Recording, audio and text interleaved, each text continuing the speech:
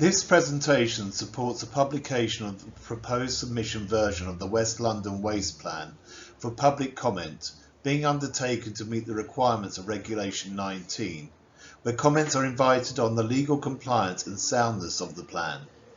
This version of the plan is updating the current version of the West London Waste Plan adopted in 2015 that covers the period to 2031.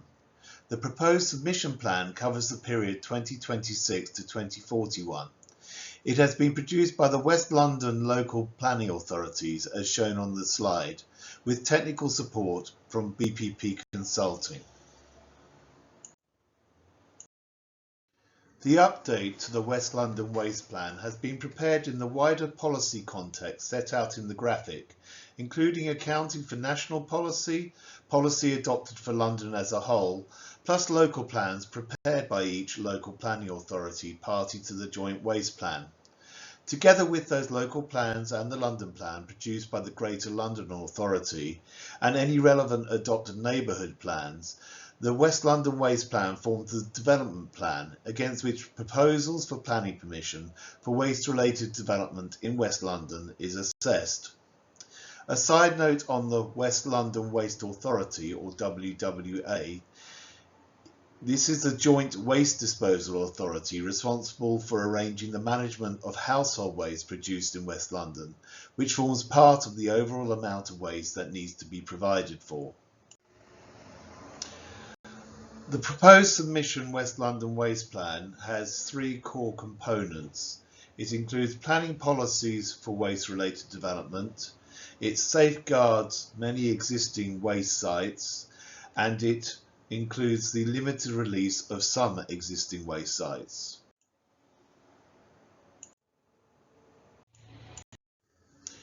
This slide shows the timeline for development of the updated West London Waste Plan and where this current stage fits in the overall production process. The government has decided to change the plan making process, and this will come into effect at the end of the year. As this plan has been prepared under the existing plan making process, it needs to be submitted to the Secretary of State by the end of the year for examination. What the proposed submission West London Waste Plan responds to ensures resilient waste infrastructure and the optimisation of existing sites to respond to changes in legislation and emerging needs, ensures the plan area can adapt to the emerging London plan by safeguarding waste sites and enabling capacity for emerging needs to come forward.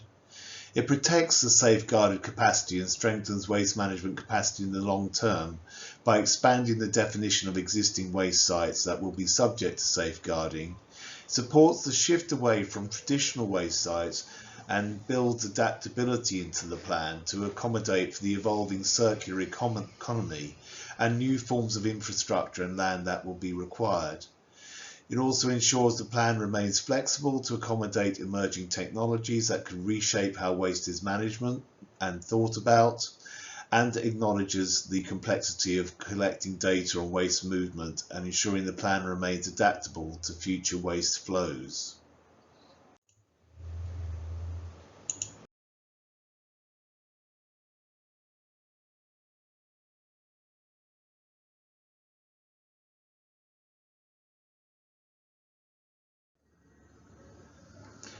The London Plan allocates or apportions specific tonnages of household, industrial and commercial waste to each London borough to ensure sufficient suitable capacity is provided in London so that London is net self-sufficient as a whole. These apportionments have changed over time with different versions of the London Plan, and this graph shows this. The red line shows the levels of HIC waste apportioned against which the current adopted West London Waste Plan was assessed, while the blue line shows the levels set in the current London Plan adopted in 2021. The orange line relates to a version of the London Plan that was undergoing consultation at the time the adopted West London Waste Plan was going through public examination. The Greater London Authority is currently reviewing the apportionments for the next version of the London Plan undergoing preparation, so the apportionments are expected to change. However, the Regulation 19 version of the West London Waste Plan relies solely on the apportionments included in the currently adopted London Plan. The combined tonnage of HIC waste allocated or apportioned to the 6 West London boroughs, the OPDC doesn't have its own apportionment, changes over time, the starting date being 2021 and the end date being 2041. These allocations are being made by the Greater London Authority based on an assessment of existing waste management capacity and the suitability of land within each London borough to potentially accommodate additional facilities if needed. It essentially shifts the burden of managing HIC waste from the inner London boroughs, which have limited land available, to outer London boroughs for management, using particular qualifying methods that promote the movement of waste up the waste hierarchy. This is to achieve the overall objective of net self-sufficiency for London as a whole. The table sets out the apportionments in line 1 and the outcome of a rigorous assessment of capacity of every waste site that manages HIC waste in West London in line 2. Taken together, these show there is sufficient capacity in West London as a whole to ensure the HIC waste apportionments will be provided for, and a surplus that will allow the release of a limited number of existing waste sites identified as managing this waste stream through the plan. The London Plan doesn't assess quantities of waste that arise from construction and demolition activities in London, but does set management targets for those waste streams. Therefore, the local planning authorities have undertaken their own assessment of tonnages of these waste forecast to be produced in West London, and then use these to assess the adequacy of current capacity in place to ensure the London Plan management targets will continue to be met. This is presented in lines 1 and 2 of the table above, showing that there is sufficient capacity in West London to ensure the targets will be met, and a surplus that will allow the release of a limited number of existing waste sites identified as managing this waste stream through the plan. So overall, the West London capacity assessment has found that there's more than enough existing capacity for the management of existing and forecast future waste arisings other than for management by landfill. And there is currently identified surplus capacity for apportioned HIC waste and C&D waste.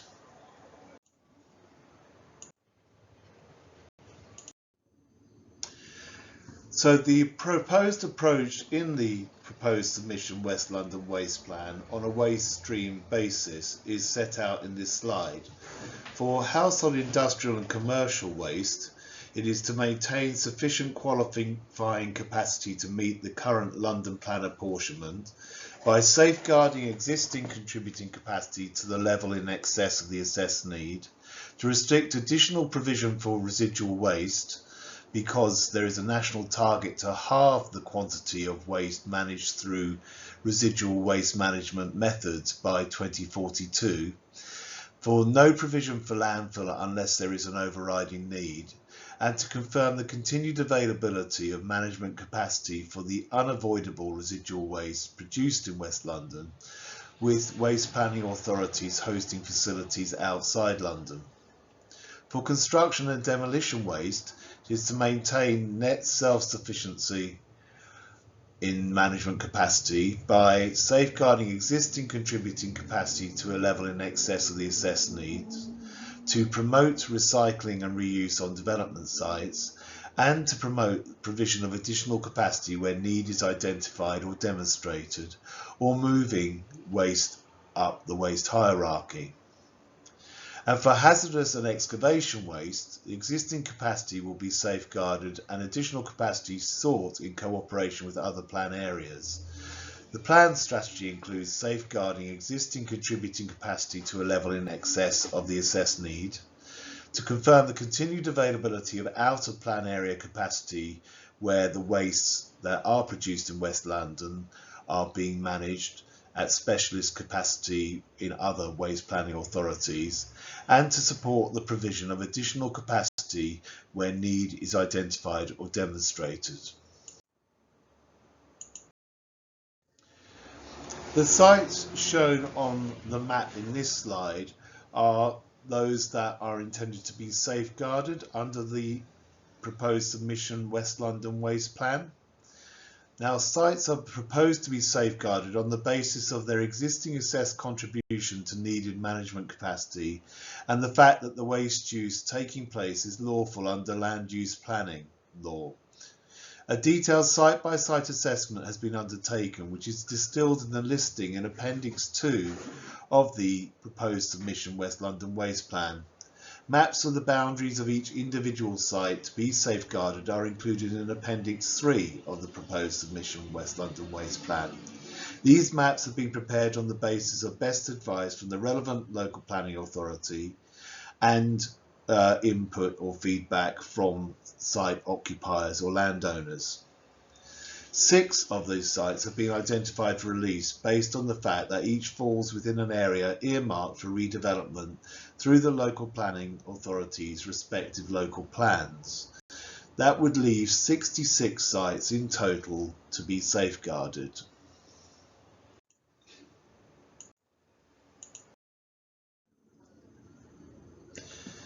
Moving on to the plan policies, these are the primary means by which the updated West London Waste Plan will come into effect once adopted. It is against these policies that planning applications for waste-related development will primarily be assessed. It is important to note that the plan is to be read as a whole, and it also forms part of the development plan for the particular area, so reference should also be made to the other documents identified earlier as well. The slide itself shows we have WLWP1 for safeguarding and optimizing the waste site network, WLWP2 for the provision of additional waste management capacity under certain circumstances, WLWP3 dealing with residual waste management and energy recovery.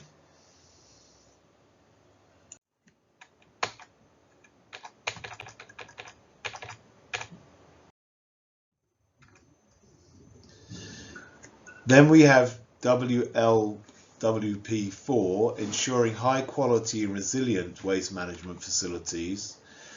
We have WLWP5 for the recovery and disposal to land of waste.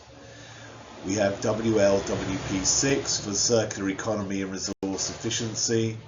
And we have WLWP7 relating to wastewater treatment infrastructure. Are available to view in main libraries and at civic centres or main offices. An online questionnaire can be completed on the response form. The Regulation 19 process. The proposed submission West London Waste Plan is now published for final comment prior to submission to the Secretary of State for independent examination.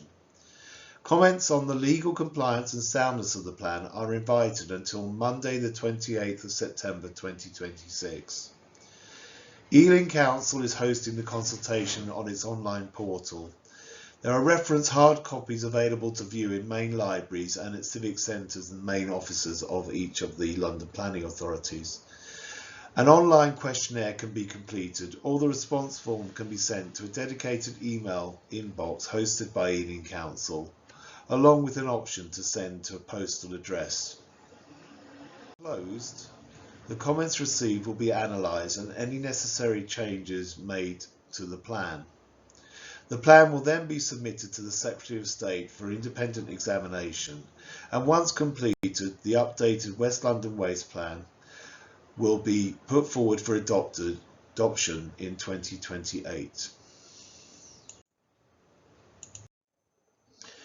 At the end of September, all comments received will be analysed and any necessary changes to the proposed submission version of the West London Waste Plan considered and proposed.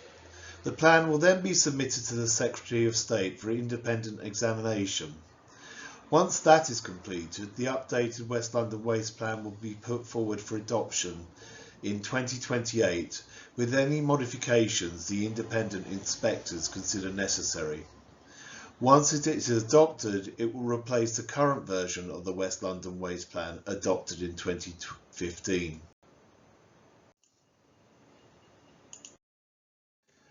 We hope you have found this presentation helpful. Please refer to other documents on the Consultation website for further information.